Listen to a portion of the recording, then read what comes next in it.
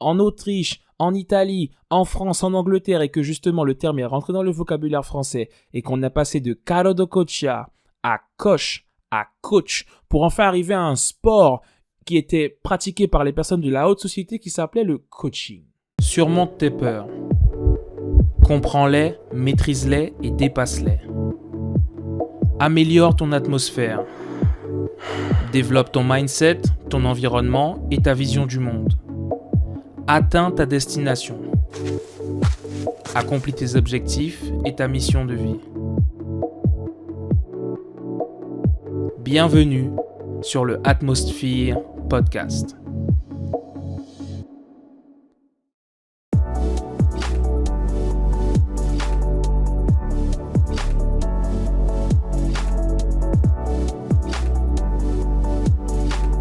Inspirer pour exister. Salut tout le monde, c'est Alan Nobal aka Alan Motivation et on se retrouve pour un nouvel épisode du Atmosphere Podcast. Je suis content de vous retrouver, j'espère que vous allez bien. Aujourd'hui, on va aborder un sujet très intéressant. On va parler de l'origine du mot coaching. D'où vient ce mot ? Parce que oui, effectivement, aujourd'hui, on voit qu'il y a de plus en plus de personnes qui sont coachs dans différents domaines d'expertise, mais au final, est-ce qu'on sait vraiment d'où vient ce mot ? Est-ce qu'on connaît l'histoire du coaching et est-ce qu'on sait vraiment quelle est la posture qu'un coach doit avoir ? Donc, ça me tenait à cœur d'aborder ce sujet et on en abordera encore beaucoup d'autres par la suite, mais aujourd'hui, on va se concentrer sur l'origine de ce fameux mot.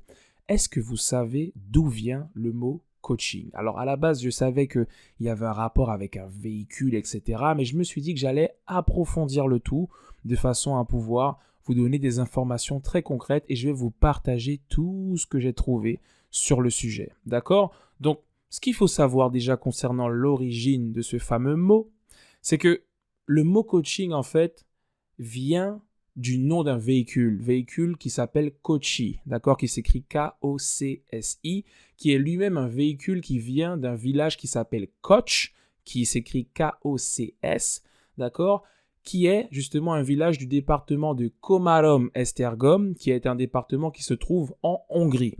D'accord ? Donc, quand vous entendez le son, la prononciation du nom de ce véhicule, Kochi, le nom du village qui s'appelle Koch, forcément, on sent tout de suite l'influence que ces deux mots ont eu sur le terme coaching. Mais comment le cheminement s'est fait ? Comment on est passé de Kochi à coaching ? Il y a eu une histoire. On va la découvrir aujourd'hui ensemble. On va aborder 4 parties, d'accord ? Je vais répondre à 4 questions qui, selon moi, sont très importantes pour vraiment explorer toute l'histoire. En tout cas, j'ai fait de mon mieux pour explorer au mieux l'histoire du terme et pour que vous puissiez comprendre les tenants et les aboutissants, même si on pourrait aller encore un peu plus loin si on avait un peu plus de données pour le faire justement. Donc, dans un premier temps, on va répondre à la question suivante. Dans quel contexte les Hongrois ont-ils créé ce fameux véhicule qui s'est répandu en Europe et dont le nom a été utilisé pour définir la pratique du coaching que l'on connaît aujourd'hui ? Dans un second temps, on va se demander comment pourrait-on expliquer que le Into Zeker ? Alors, vous allez comprendre au fil du podcast justement qu'est-ce que le Into Zeker.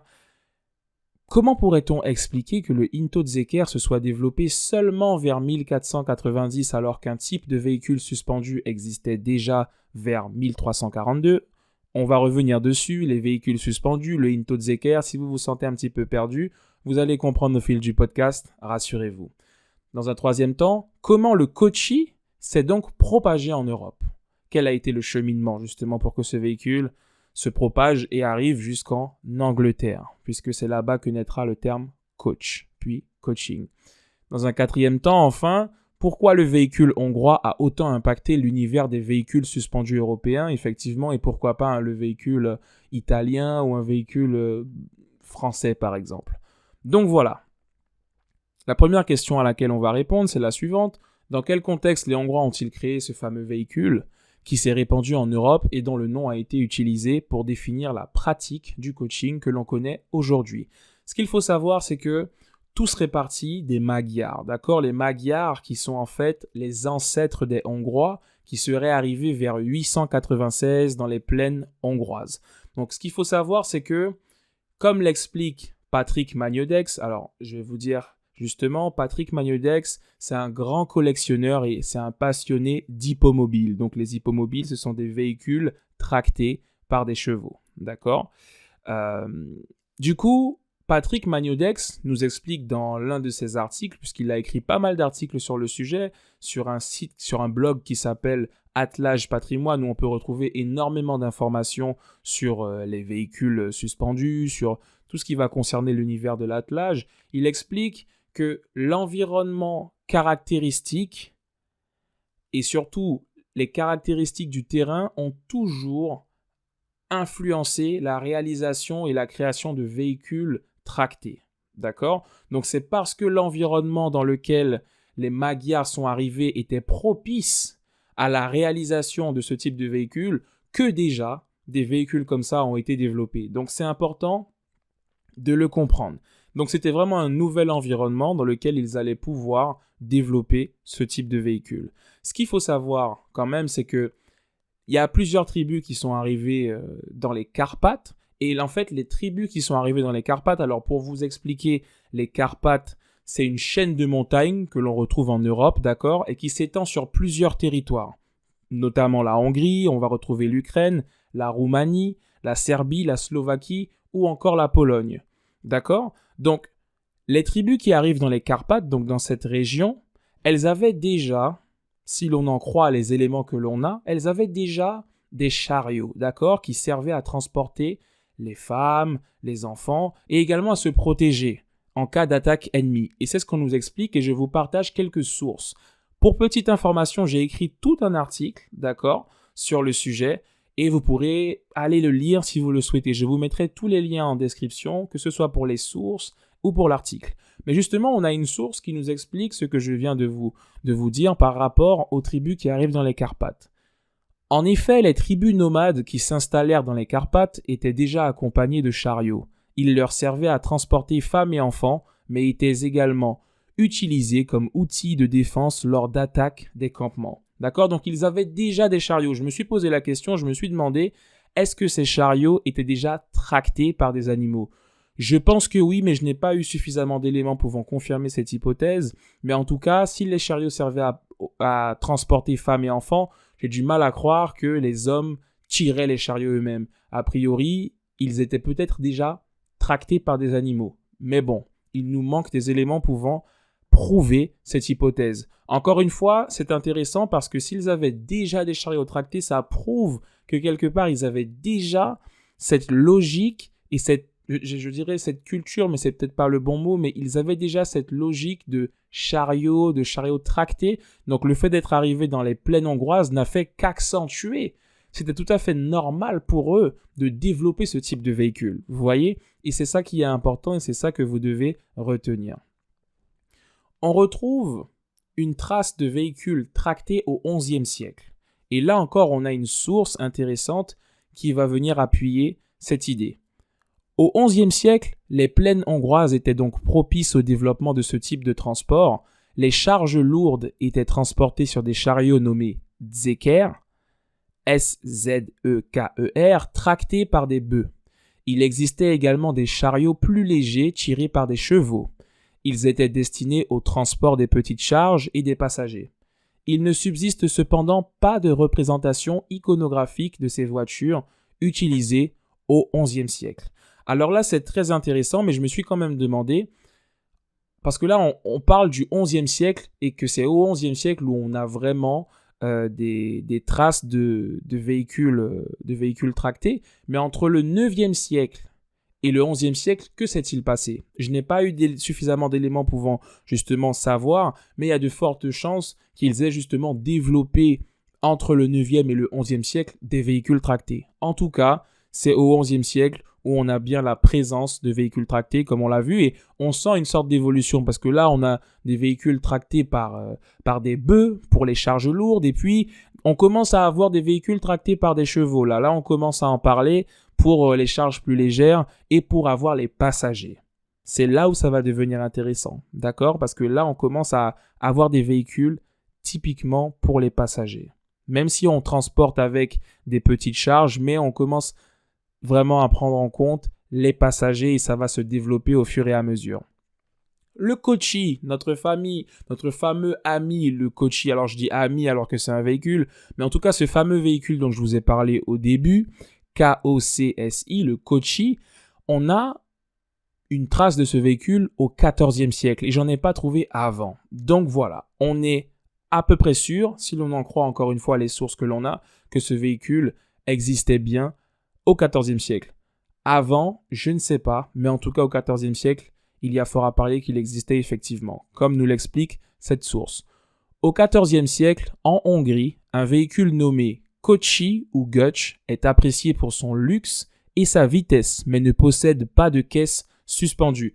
Là, c'est très important d'analyser ce qui est dit parce qu'effectivement, le Kocsi est un véhicule qui a pour caractéristique de ne pas avoir de caisse suspendue, d'accord ? Ça veut dire que la caisse, elle est posée directement sur deux essieux. Qu'est-ce qu'un essieu ? C'est important de le comprendre aussi. Un essieu, c'est un ensemble mécanique constitué de deux roues, d'accord, et d'un axe transversal. Tout simplement pour relier les deux roues entre elles et pour faire en sorte que voilà, les roues puissent avancer et qu'on puisse poser quelque chose sur... en tout cas, on pose la caisse. La caisse du véhicule, elle est posée sur l'axe transversal, justement. Donc, on sait à ce moment précis qu'au XIVe siècle, il y a un véhicule nommé Kocsi, qui est un véhicule luxueux, qui est un véhicule apprécié pour sa vitesse, qui est un véhicule qui a les roues avant plus petites que les roues arrière. D'accord ? Donc, si vous regardez sur YouTube, je vous mettrai une illustration que vous pourrez aussi retrouver dans l'article que j'ai fait sur le sujet. D'accord ? Mais en tout cas, voici à quoi fait référence ce fameux véhicule Kocsi. Maintenant, on nous parle du XIVe siècle. Est-ce qu'on peut être un petit peu plus précis ? Comment est-ce qu'on va pouvoir déterminer que ce véhicule existait peut-être au début du XIVe siècle, au milieu, vers la fin ? Alors, en ce qui concerne la présence de ce véhicule au XIVe siècle, je suis parti du principe qu'il a au moins existé au début du XIVe siècle et je vais vous expliquer pourquoi. La suspension du véhicule, c'est-à-dire que la caisse, comme on nous l'a expliqué, la caisse du Kocsi, c'est une caisse qui n'est pas suspendue. La caisse est posée sur les essieux du véhicule.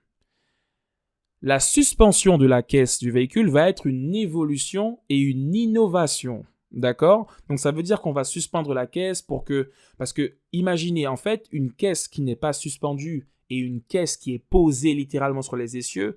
Alors quand il y a des roches, quand la voiture elle passe par un chemin qui est un peu compliqué, eh ben en fait la voiture elle va rebondir, mais comme la caisse n'est pas suspendue, ça va être très inconfortable. Donc la suspension de la caisse représentait une innovation pour faire en sorte que le fait de voyager dans ce type de véhicule soit plus confortable. Ce qu'il faut savoir, c'est qu'on va parler de char branlant. Alors vous allez peut-être vous demander ce qu'est un char branlant. Un char branlant est tout simplement un véhicule dont la caisse est suspendue.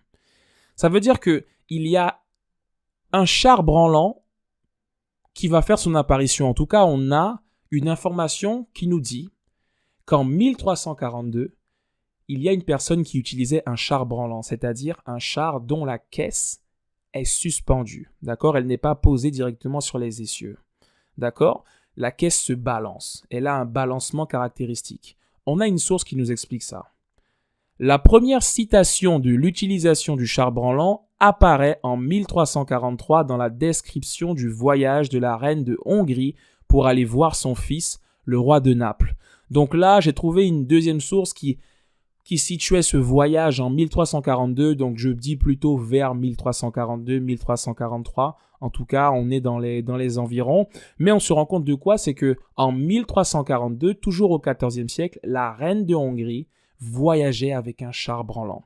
Donc si le char branlant, c'est-à-dire le char dont la caisse est suspendue, représentait une évolution, puisqu'on peut se dire que si on a créé un véhicule avec une caisse non suspendue, le jour où on en crée une avec une caisse suspendue, c'est forcément une évolution par rapport au premier. On n'aurait pas pu créer un véhicule suspendu et se dire ensuite, on va créer un véhicule non suspendu derrière. Ce ne serait pas forcément logique. Donc, ça pourrait expliquer que le Kocsi ait été créé avant 1342. Maintenant, il n'y a pas suffisamment d'éléments pouvant confirmer cette hypothèse, mais tout porte à croire qu'il a été créé avant 1342.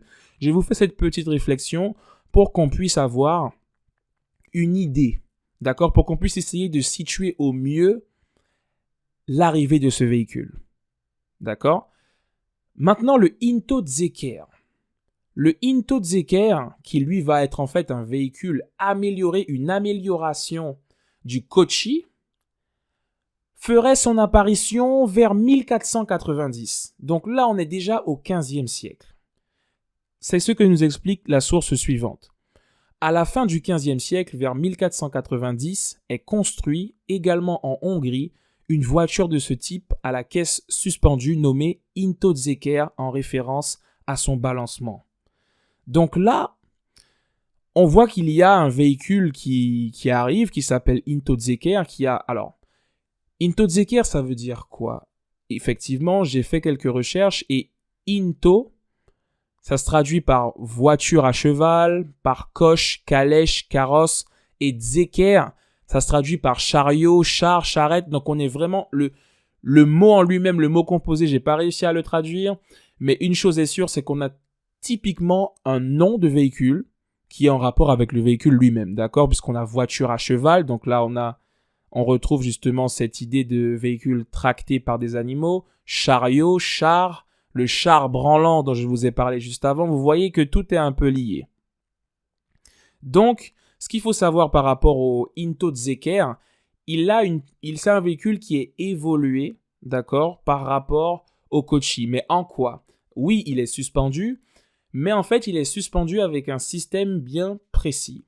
En fait, il est suspendu par des potences de bois en forme incurvée. D'accord? Ça peut aussi être des barres de fer incurvées qui sont fixées sur les essieux en question dont je vous ai parlé un peu plus haut. Donc, soit ce sera des potences de bois en forme incurvée ou des barres de fer incurvées. Je vous mettrai quelques images si vous regardez sur YouTube. Et sinon, vous pourrez aller voir l'article en question pour voir les images justement que j'ai mises dans l'article pour que vous puissiez avoir une petite idée de ce à quoi ressemblait le Into-Zeker. Donc voilà, on sait que le Kochi est arrivé vers le XIVe siècle, probablement avant 1342, puisque vers 1342, la reine de Hongrie de l'époque se déplaçait déjà en char branlant, donc il y avait une évolution. Mais on voit aussi que le Into-Zeker, qui est une évolution par rapport au Kochi, serait arrivé vers 1490 si on en croit les éléments que l'on a. Maintenant, je suis arrivé à me poser la question suivante. Comment pourrait-on expliquer que le Into-Zeker se soit développé seulement vers 1490 alors qu'un type de véhicule suspendu existait déjà vers 1342? Pourquoi avoir attendu autant? Sachant que le Into-Zeker était un véhicule évolué. Il était tout simplement innovant par rapport au Kochi. Pourquoi avoir attendu autant de temps? Et est-ce qu'on a réellement attendu autant de temps? Et c'est ce qu'on voit tout simplement dans une deuxième partie. Ce qu'il faut savoir, les amis, alors juste avant de continuer, je vais boire un petit peu d'eau parce qu'il y a pas mal de choses à dire et tout.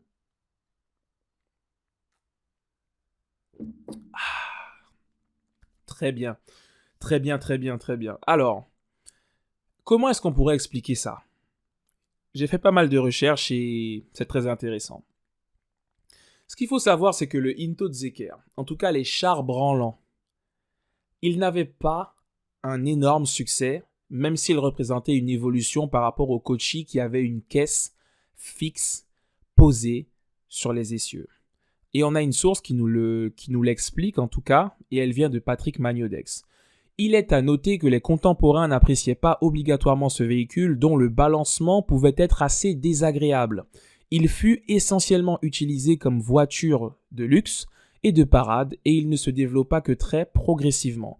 Donc là, c'est très intéressant. On se rend compte, et ça pourrait être un paradoxe, puisqu'on se dit, mais écoutez, on a créé un véhicule qui se balance, dont la caisse est suspendue, donc vous n'êtes plus à même, alors j'allais dire à même le sol, mais à même la caisse. Et du coup, c'est beaucoup plus confortable. Et pourtant, c'était quand même désagréable. Alors, j'imagine que si on a le mal de la route ou forcément, si la voiture et la caisse, elles balancent comme ça, on imagine que ça pouvait peut-être créer des vomissements, je suppose. Ça devait être un peu cette sensation, la même sensation que lorsqu'on est dans un hamac, sauf qu'en plus, si le hamac, il avance, bon, Vous voyez un peu ce que je veux dire, ça devait être quand même assez particulier.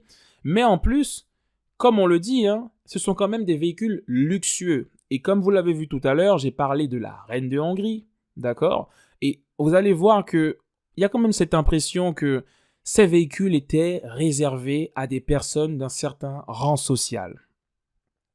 Par exemple, en 1342, comme je l'ai dit, la reine de Hongrie l'utilisait, mais aussi, on aura une nouvelle information qui va nous préciser qu'en 1457, Ladislas V fera un cadeau à la reine de France de l'époque. En effet, cette source nous dit que en 1457, la reine de France reçut du roi de Hongrie un cadeau qui étonna beaucoup la capitale. C'était un char branlant et moult riche. D'accord ? Donc, ce qu'il faut savoir, c'est que Ladislas V, c'était le roi de Hongrie de cette époque. D'accord ? Et lui, il a offert un char branlant à la reine. Mais là, on voit que c'est une transaction de roi à reine, encore une fois. Donc, on sent qu'il y a déjà que c'est un véhicule luxueux, on a cette impression que c'est un véhicule qui n'est pas fait pour tout le monde, ou qui n'est pas alors comment dire ça, c'est un véhicule que tout le monde n'a pas le droit d'utiliser comme il le veut. D'accord, en tout cas dans un premier temps. De la même façon, on va avoir une information intéressante qui va nous être apportée par Reuben et Sholto-Percy. Donc Reuben et Sholto-Percy, ce sont les auteurs du livre Percy Anecdotes, d'accord, Original and Select de 1823. Si je ne me trompe pas, en tout cas je mettrai les sources pour m'en assurer. Mais il nous explique quelque chose par rapport à Matthias Corvin Ier. Donc pour vous le dire déjà, on reparlera un petit peu de Matthias Corvin dans pas très longtemps, mais Matthias Corvin Ier, c'est le successeur, d'accord, du roi Ladislas V, qui lui succédera dès à peu près 1458 par là. Voilà, c'est ça, c'est exactement ça. Donc, Reuben et Sholto-Percy nous donnent des informations intéressantes dans leur livre. Ils nous disent: They inform us that the place where coaches were first made was called Cots, and Litius, Bishop of Westbrian, speaking of King Matthias Corvinus, says that he rode in a coachy carriage of which he was the original inventor. Ce qu'il nous explique ici, et ce sur quoi on va se concentrer, c'est le fait qu'il parle du roi Matthias Corvin Ier et qu'il dise qu'il utilisait justement un coachy carriage. Donc, carriage, ça se traduit par calèche, voiture à cheval, donc on est en plein dedans dans les véhicules tractés par des animaux. Et puis coachy, pour moi, ça revient tout simplement à coachy, d'accord ? Même si là, c'est écrit différemment, mais c'est parce que c'est écrit K-O-C-H-Y, alors que le nom que j'ai, c'est K-O-C-S-I, mais ça revient au même. Donc on voit bien que là, encore une fois, c'est le roi qui conduit le véhicule. Vous voyez ce que je veux dire ? Donc là, on a l'impression que ce qui aurait pu retarder la création d'un véhicule tel que le Intozekar, c'est le fait que ce véhicule a été réservé pendant un moment par des personnes d'un certain rang social, et aussi parce que le véhicule en lui-même avait un balancement qui était considéré comme désagréable pour pas mal de personnes. Maintenant, c'était aussi le cas par rapport à la famille royale, d'accord ? Par rapport aux coches lorsqu'ils sont arrivés en Angleterre. On a encore une information, et c'est encore une fois Reuben et Sholto-Percy qui nous la donnent. The use of coaches was at first almost exclusively confined to members of the royal family. D'accord ? L'utilisation des coches était au début presque exclusivement réservée aux membres de la famille royale. Donc là, l'information, elle est quand même très claire, et du coup, elle nous prouve encore une fois que ces véhicules étaient quand même réservés à certaines personnes. Vous voyez ce que je veux dire ? Et c'était le cas en Angleterre également. Là, je vous donne d'autres exemples, on sort un peu de la Hongrie, mais c'est pour vous montrer qu'il y avait une logique par rapport à ces véhicules, et que cette logique, elle était aussi appliquée ailleurs. Donc là, je vous ai parlé de l'Angleterre, mais c'était aussi le cas en France, pas forcément à la même période, mais dans la France au XIIIe siècle. Et j'ai une source également qui vient nous conforter dans cette idée. Les voitures ne furent longtemps que de véritables charrettes, non suspendues à 4 roues, auxquelles on attelait des chevaux montés par des postillons. Ces moyens de locomotion furent tellement communs qu'au XIIIe siècle, des lois somptuaires les interdirent aux classes moyennes. Les femmes nobles, les abbés, voyageaient dans des chariots. Alors là, c'est un petit peu marqué noir sur blanc, mais on voit bien qu'il y a des lois qui sont mises en place pour qu'on puisse interdire l'utilisation de ces véhicules. Donc là, alors déjà qu'on nous a dit que en Angleterre, seule la famille royale utilisait exclusivement et quasiment des coches au début, et là on nous dit carrément qu'au XIIIe siècle, on a fait des lois pour que les classes moyennes ne puissent pas avoir accès à ces véhicules. Vous voyez ce que je veux dire ? Et ça, c'est intéressant. Alors, on parle effectivement de véhicules non suspendus, mais la logique reste la même. D'accord ? Et c'est ça que je voulais mettre en exergue à ce moment-là. Donc, du coup, est-ce qu'on peut dire que, avec ces informations, le Intozekr est vraiment arrivé vers 1490 ? Eh bien, j'en suis pas si sûr. Pourquoi ? Pour la simple et bonne raison que, comme on l'a vu, vers 1457, en tout cas en 1457, le roi Ladislas V offrait un char branlant à la reine de France. Ça veut dire qu'on était déjà dans cette logique on avait déjà des chars branlants en 1457. Et étant donné que son successeur, Mathias Corvin Ier, avait déjà un Kochi Carriage et qu'il le roulait, et surtout il l'a succédé à Ladislas V l'année d'après, en 1458, alors je me suis dit que peut-être que le Intozekr n'avait pas été créé vers 1490, mais peut-être davantage pendant le début du règne de Mathias Corvin Ier, c'est-à-dire plutôt vers 1458 que vers 1490. D'accord ? Donc, je reprends mon raisonnement. Ladislas V offre un char à la reine en 1457. L'année d'après, il se fait succéder par Mathias Corvin Ier, donc en 1458, et Mathias Corvin Ier roulait déjà lui-même avec un Kochi Carriage. Il n'y a pas suffisamment d'éléments pouvant affirmer à 100% que le Intozekr a été créé en 1490, donc ces informations laissent quand même le bénéfice du doute et peuvent nous laisser penser qu'il aurait été créé peut-être plutôt vers 1458 que vers la fin du XVe siècle. Par contre, ce qui est vrai, c'est que, étant donné que le Intozekr va être diffusé et va se propager en Europe davantage au XVIe siècle en réalité, oui, c'est bien ça, au XVIe siècle, eh bien, voilà.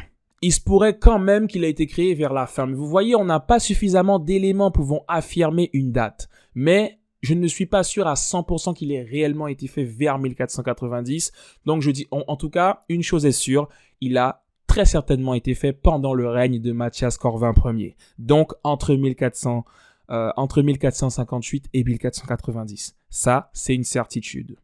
Donc là, maintenant qu'on sait ça, que le Intozekr a été fait dans la deuxième moitié du XVe siècle et que du coup voilà, il y a eu cette évolution et que le véhicule il aurait peut-être pris un peu plus de temps à se développer parce que justement il y avait un balancement qui était désagréable et aussi parce que c'était un véhicule assez luxueux réservé à une certaine catégorie de la population et à des personnes qui avaient un certain rang social. Concrètement, comment est-ce que le Kochi et le Intozekr se sont propagés en Europe? Alors, un petit peu d'eau.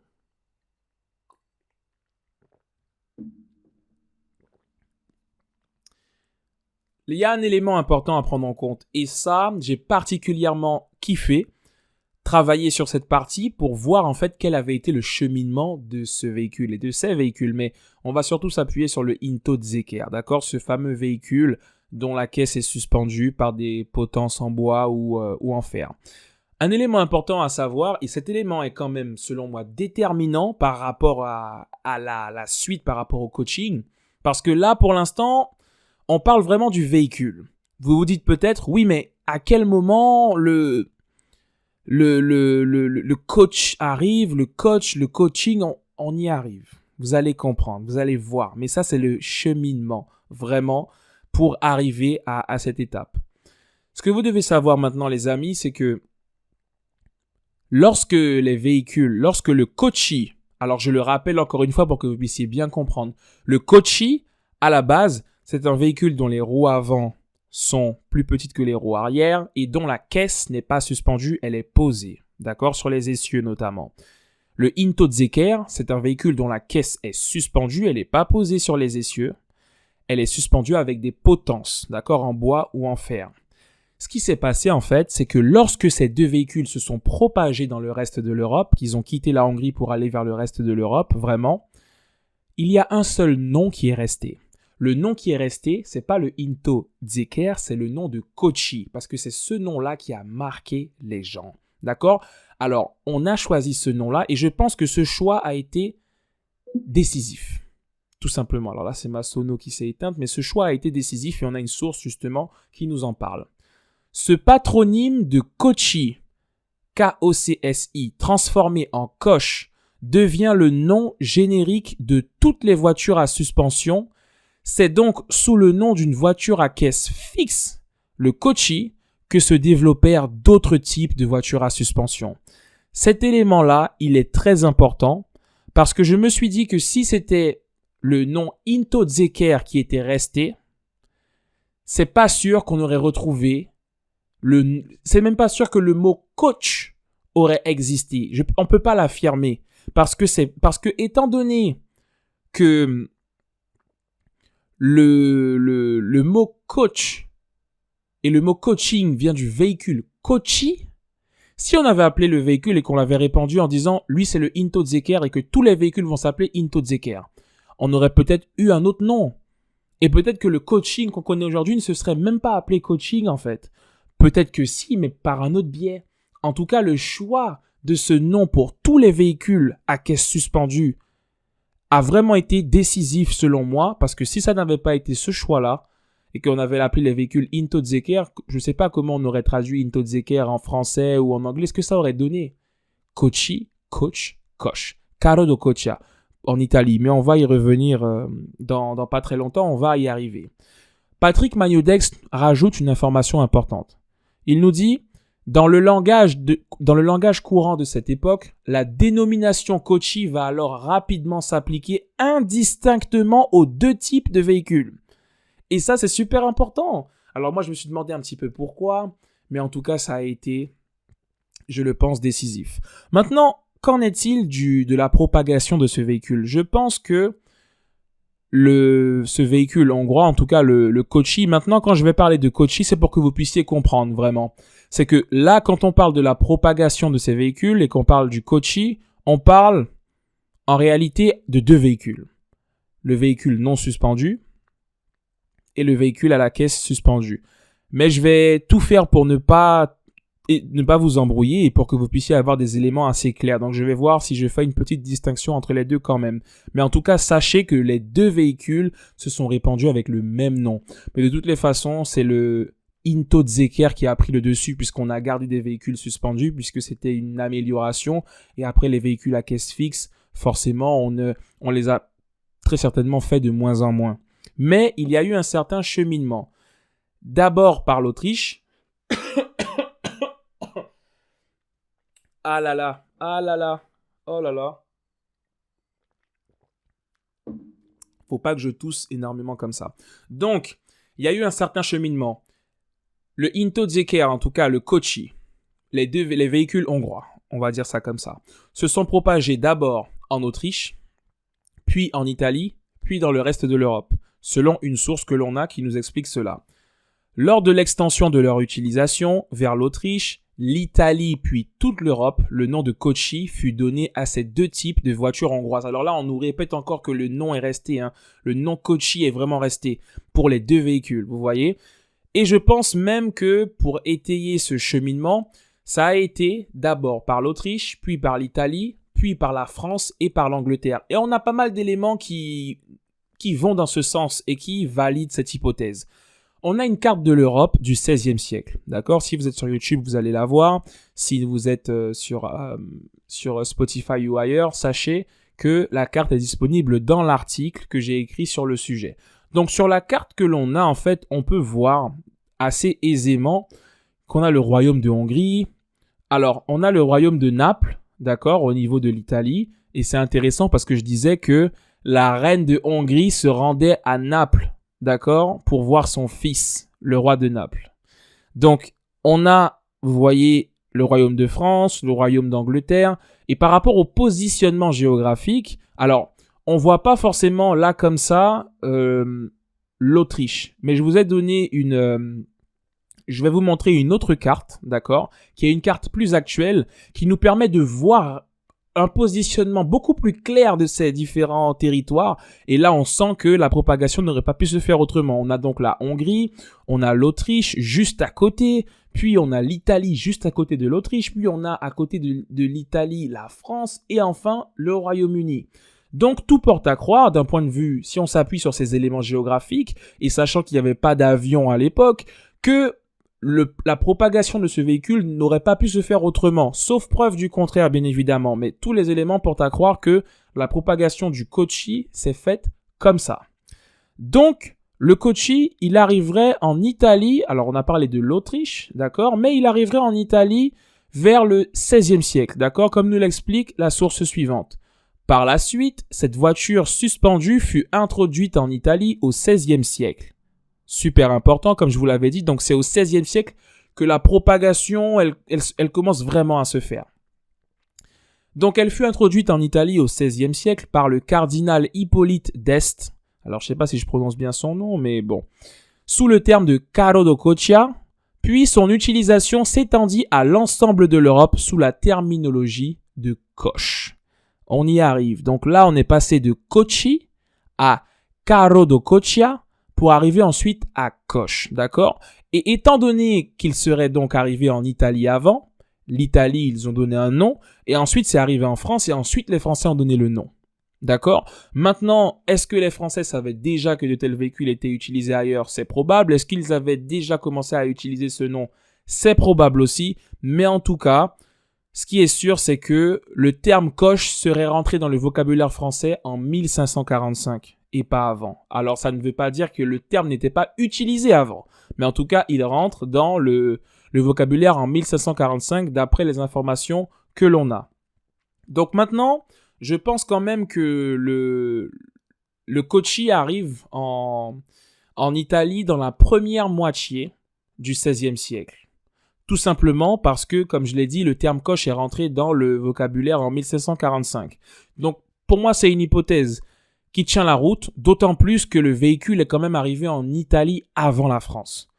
Et si le terme rentre dans le vocabulaire français en 1545, il y a fort à parier.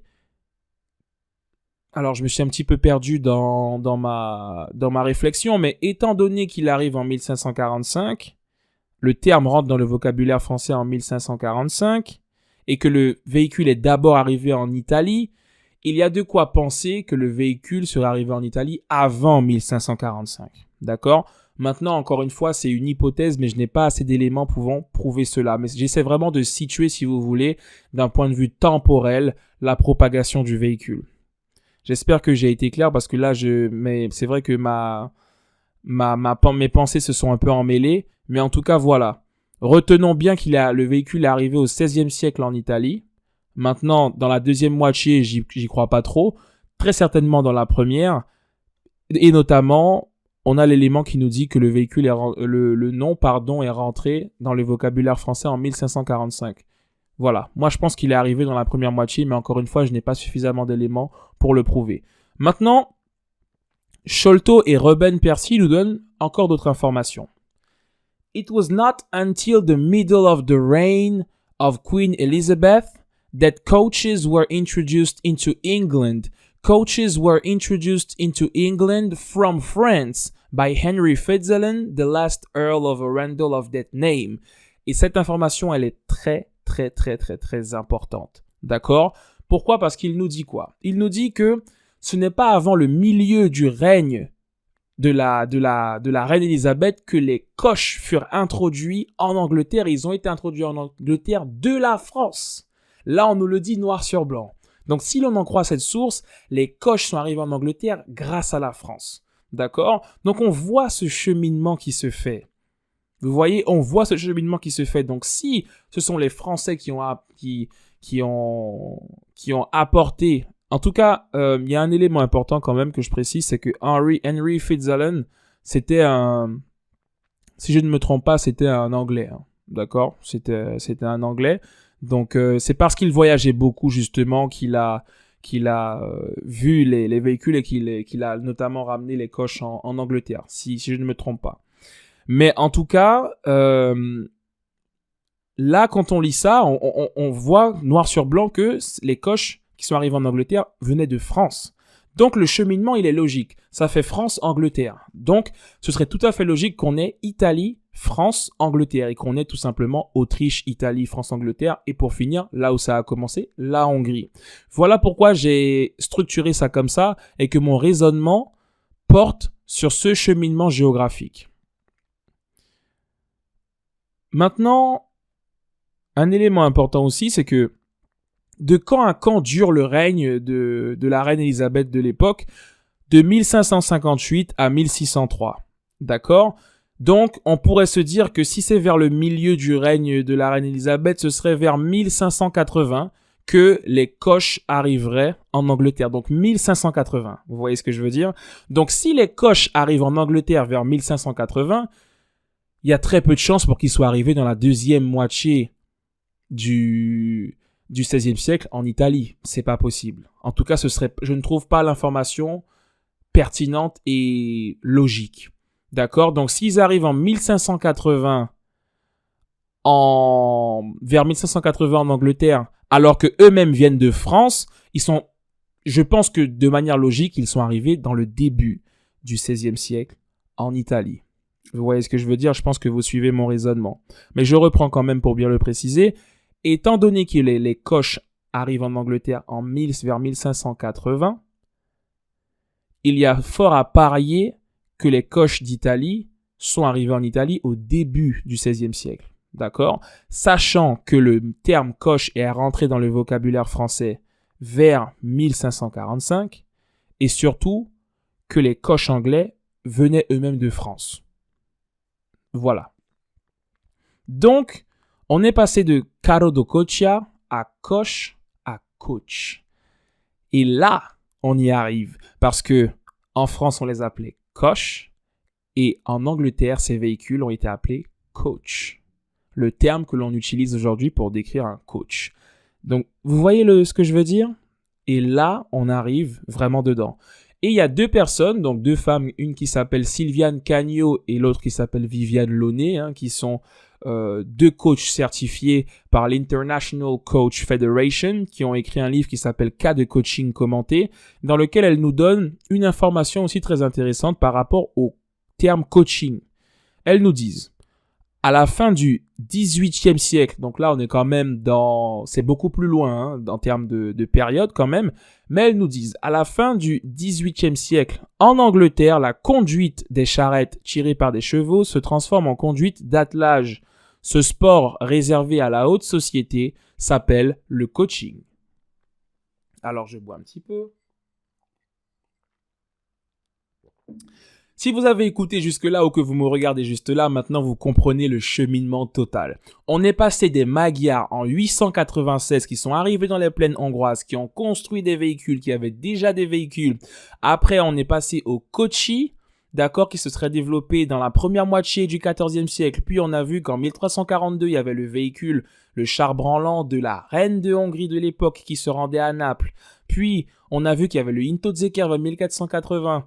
Mais que peut-être qu'il s'était développé vers le milieu justement du XVe siècle, lorsque Mathias Corvin Ier est arrivé au pouvoir. Et puis on a vu que le véhicule s'est ensuite propagé en Autriche, en Italie, en France, en Angleterre, et que justement le terme est rentré dans le vocabulaire français, et qu'on a passé de carro de coccia à coche, à coach, pour enfin arriver à un sport qui était pratiqué par les personnes de la haute société qui s'appelait le coaching.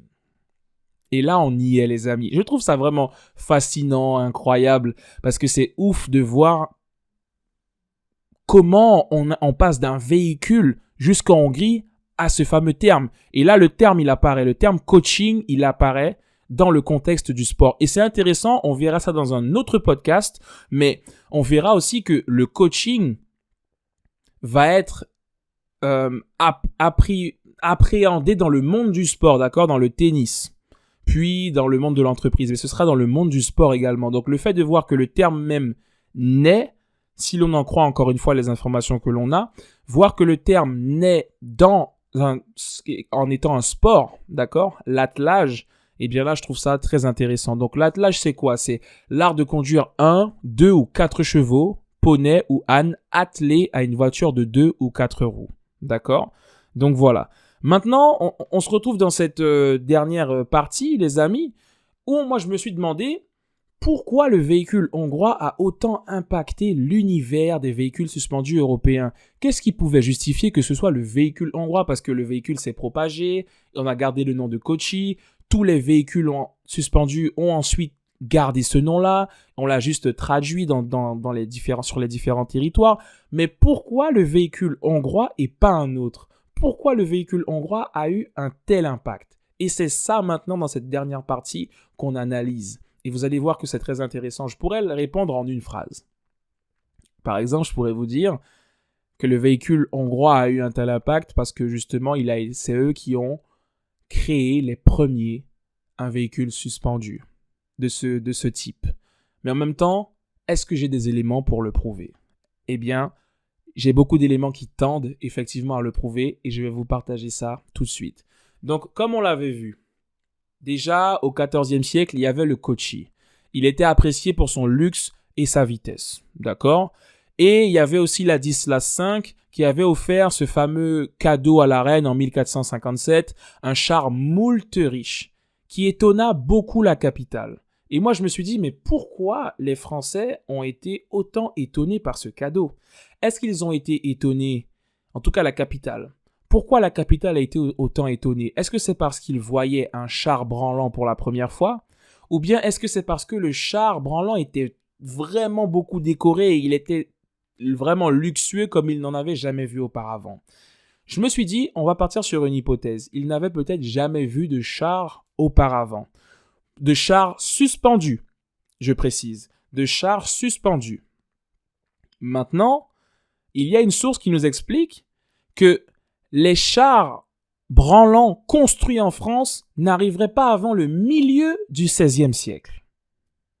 Et là encore, je reviens sur ce que j'ai dit tout à l'heure, parce que si les chars branlants, les chars donc, dont la caisse est suspendue, sont construits en France uniquement à partir du milieu du XVIe siècle, c'est-à-dire vers peut-être 1550, sachant que le mot entre dans le vocabulaire vers 1545, à partir de là, ce serait quand même bizarre que les chars branlants aient d'abord été construits en France, puis ensuite en Italie. Vous voyez, ça fait pas sens. Donc, cet élément-là aussi vient, selon moi, confirmer que les véhicules sont d'abord arrivés en Italie, puis en France, puis en Angleterre.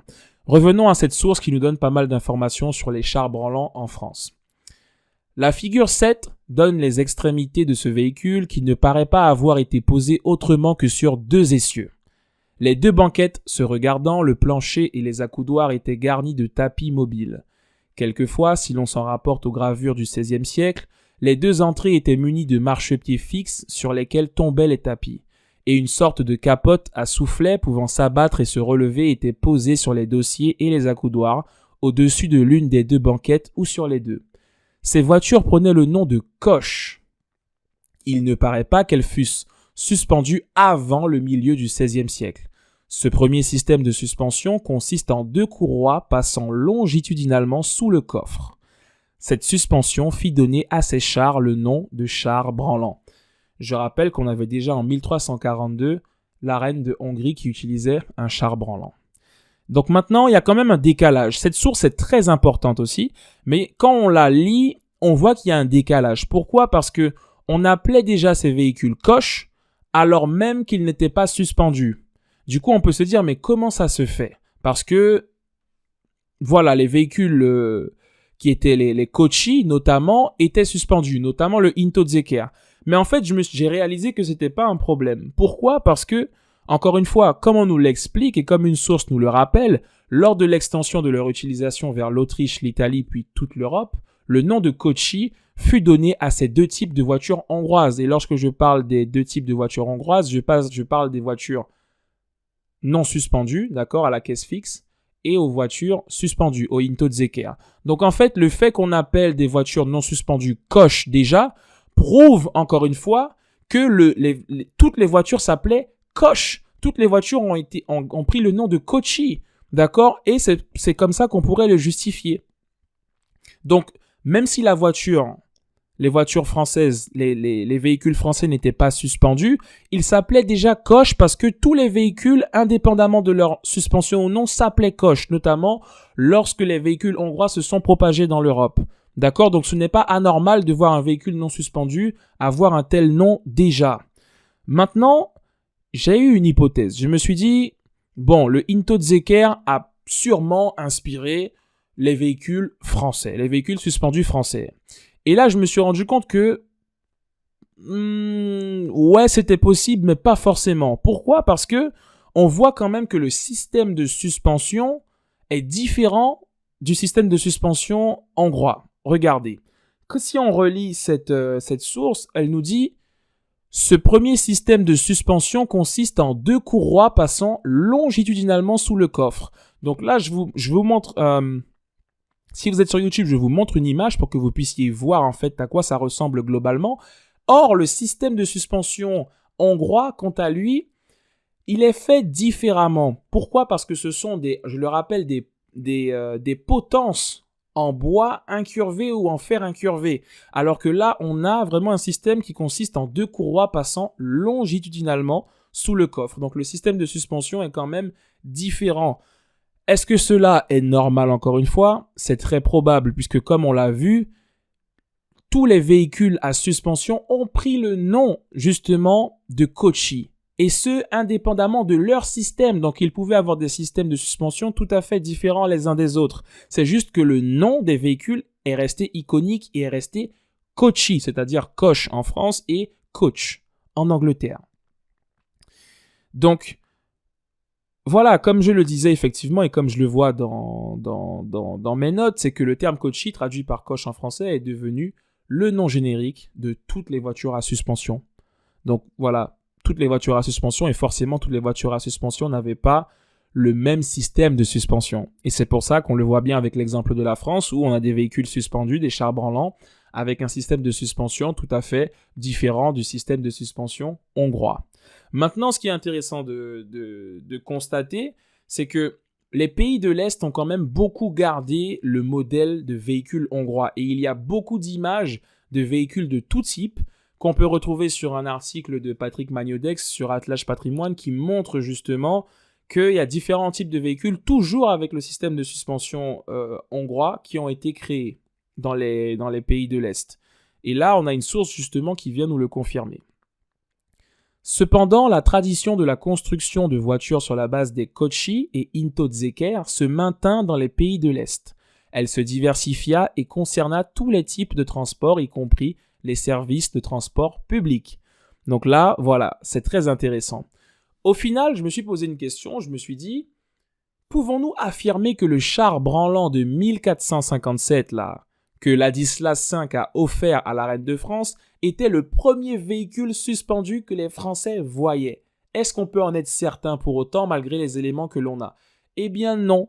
Pourquoi? Parce que j'ai trouvé des informations qui prouvent qu'il y avait des chars branlants en France bien avant. Et je vais vous lire cette source. La plus ancienne mention d'un char branlant en France remonte à 1374. On n'était même pas encore au XVe siècle. À la période médiévale, des documents décrivant des cérémonies officielles, obsèques, cortèges, royaux ou seigneuriaux entrant dans des villes, font état de la présence de voitures suspendues. Chars branlants du duc de Berry en 1374, ou de la duchesse d'Orléans en 1396, chariot branlant accompagnant la reine Isabeau de Bavière lors de son entrée à Paris en 1405. Alors là, quand je découvre ça, je me dis, mais waouh! Ça veut dire que dès 1374, on avait des chars branlants en France. Alors, est-ce qu'ils avaient été créés en France? Pas sûr. Est-ce qu'ils avaient été construits en France? On ne le sait pas exactement, mais ils existaient. Donc, les Français avaient probablement déjà vu des chars branlants auparavant. Peut-être pas tous, mais ils en avaient vu, très probablement. On a aussi la mention d'un... Alors, c'est pas en France pour le coup, mais on essaie de remonter un peu dans le temps. On a la mention d'un char branlant à Zurich, d'accord, en Suisse, vers 1350-1360. Maintenant, malgré ces éléments-là, la plus ancienne mention que j'ai trouvée en tout cas de char branlant remonte néanmoins à 1342 et vous savez bien qui l'utilisait, c'était la reine de Hongrie. Ça veut dire que cet élément-là, qu'est-ce qu'il nous dit ? Il nous dit que il y a fort à parier que les Hongrois aient vraiment été les premiers à avoir construit un véhicule suspendu. D'accord ? Parce que la trace la plus ancienne d'un véhicule suspendu au Moyen-Âge, je précise, mais je vais faire la précision tout à l'heure, au Moyen-Âge notamment, remonte à la Hongrie. Notez bien que la reine de Hongrie se rendait en Italie, l'un des premiers pays à avoir accédé au Kochi, probablement avant la France. Donc cet élément, encore une fois, vient probablement confirmer que l'Italie a très certainement vu les véhicules avant les Français. Voilà. On a une source intéressante qui nous rappelle comment les Hongrois se positionnent par rapport à la création de ces véhicules-là. Et c'est Reuben et Sholto-Percy qui nous partagent ça. Although chariots and carriages of various descriptions were very anciently used in war and in triumphal processions, yet that luxury of fashion the coach is of very modern use. The invention, even to the very name, is claimed by Hungarian writers in behalf of their country. They inform us that the place where coaches were first made was called Kotz, and Litius, bishop of West Brienne, speaking of King Matthias Corvinus, says that he rode in a Kochi carriage, of which he was the original inventor. Cette source est très intéressante et importante parce qu'elle nous explique bien que les chars étaient utilisés dans le passé, notamment pour la guerre et pour les processions triomphales, mais que cet aspect de luxe, cet aspect moderne des coches est très moderne. C'est quelque chose qui s'est fait beaucoup plus après, d'accord ? Et là, on voit bien que les Hongrois, ils se disent, oui, mais le nom, c'est nous qui l'avons fait, nous avons remis ces véhicules-là au goût du jour, et donc nous sommes les inventeurs de ces véhicules. Des véhicules spécifiques, ce ne sont pas juste des chars, ce sont des véhicules qui ont une certaine classe, qui ont un certain luxe, et qui n'existaient pas nécessairement avant, et nous sommes celles et ceux qui les ont remis au goût du jour, et qui avons créé cette mode quelque part, qui avons ramené les coches au goût du jour. Et il y a une source qui vient, pour moi, poser la cerise sur le gâteau, que j'ai trouvé dans un dictionnaire qui explique, elle nous dit « Vehicles often were named for the place of their invention or first use, compare Berlin, Landau, Surrey. » Qu'est-ce qu'on nous dit ici ? Les véhicules prenaient souvent le nom de l'endroit où ils avaient été créés ou où ils avaient été utilisés pour la première fois. Je pense que là, pour moi, ça c'était la cerise sur le gâteau qui venait me dire, eh bien, d'accord, c'est pour ça. Parce que même si le Kochi n'a pas été créé en premier, imaginons, en Hongrie, il a très certainement été utilisé là pour la première fois. Et ça fait que le nom est resté. Donc, ils considèrent que c'est eux. À juste titre, très certainement, que c'est eux qui l'ont créé, surtout s'ils l'ont créé. Et vu tous les éléments que l'on a, ils tendent à le prouver. Et en plus, il a très certainement été utilisé là pour la première fois. D'accord ? Et c'est ce qui justifie que le nom soit resté et que tous les véhicules du même type, des véhicules à suspension, aient gardé le même nom et que le nom soit devenu iconique. On verra un peu plus tard, probablement dans un autre podcast, à quel moment, par contre, la transition se fait vers le coaching et vers la pratique du coaching que l'on connaît aujourd'hui. Précisons quand même que les chars existaient bel et bien à l'époque romaine, d'accord ? On a une source qui nous l'explique. Chez les Romains, on retrouve des traces de voitures suspendues. Les vestiges trouvés sont essentiellement d'origine thrace. Ces voitures ne survécurent pas à la chute de l'Empire romain. Cela pourrait être lié à la fragilité de la voiture et à la détérioration du réseau routier. En fait, on va revoir des voitures suspendues que beaucoup plus tardivement, au Moyen-Âge. C'est-à-dire lorsque les Hongrois vont les remettre au goût du jour. D'accord ? Donc ça, là c'est la cerise sur le gâteau et on comprend en fait pourquoi les Hongrois claiment, pourquoi ils disent vraiment, ils proclament qu'ils sont les inventeurs de ce véhicule parce que c'est probablement eux qui l'ont remis au goût du jour étant donné tous les éléments et toutes les sources que l'on a. Donc, Pour la petite précision, l'Empire romain s'étend de 27 avant Jésus-Christ à peu près à 476 après Jésus-Christ et le Moyen-Âge s'étend de la fin du 5e siècle à la fin du 15e siècle pour vous donner un petit peu la tendance. D'accord ? Donc du coup, voilà. On a fait le tour. J'espère que vous avez kiffé. On verra dans un prochain podcast. On découvrira l'histoire du coaching moderne. Pour vous donner des petits extraits comme ça, le mot coaching va ensuite être utilisé à Oxford pour qualifier les professeurs qui accompagnent leurs élèves vers un examen. Puis le terme sera ensuite utilisé dans le monde du sport, notamment du tennis. Mais en tout cas, voilà, on a fait le tour. Donc là, vous avez compris d'où vient le mot coaching. D'accord ? Ensuite, le mot, il a été utilisé dans le monde du sport en Angleterre pour qualifier ce sport qu'est l'attelage. Et ensuite, il y aura un développement. Dans l'article que j'ai écrit sur le sujet, j'ai mis les limites de l'article. D'accord ? Avec tout ce qu'on peut pousser, les recherches qu'on pourrait faire en plus, les sources que je n'ai pas pu peut-être explorer parce qu'il fallait les acheter ou qu'il fallait payer ou autre. Mais en tout cas, on a retrouvé un véhicule, je le dis, mais vous pourrez avoir plus de détails et même des images. On a retrouvé un véhicule qui ressemble beaucoup en fait au Into Zeker pour le coup. On l'a retrouvé aux États-Unis.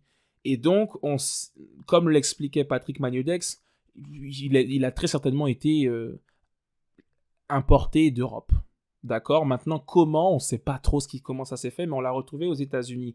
Et comme la pratique du coaching va se développer aux États-Unis, ce serait intéressant de savoir si les véhicules hongrois sont arrivés jusqu'aux États-Unis et comment, etc. Ça, c'est une des limites de mon article. Et ça, c'est une partie qu'il faudrait potentiellement explorer.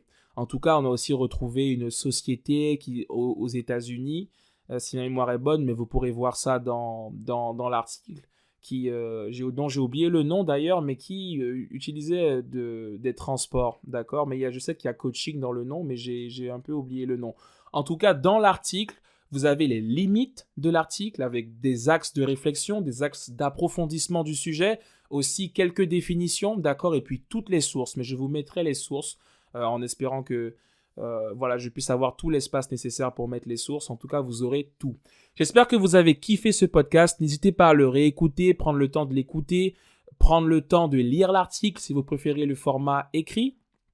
En tout cas, j'ai énormément apprécié travailler sur le sujet et je pense que c'est vraiment important de tout simplement maîtriser son sujet comme ça et d'explorer la notion de coaching. Donc, j'espère que vous avez appris des choses ou réappris des choses. En tout cas, ce fut un plaisir les amis et je vous dis à bientôt pour un nouvel épisode du Atmosphere Podcast. Mais attention, avant de vous en aller les amis, partagez. Si vous avez trouvé ça intéressant, partagez avec des coachs que vous connaissez qui ont envie d'approfondir, qui ont envie d'apprendre. N'hésitez pas. D'accord ? Allez, je vous fais un bisou en vrai et puis je vous dis à très vite. Allez, ciao, ciao, bye bye.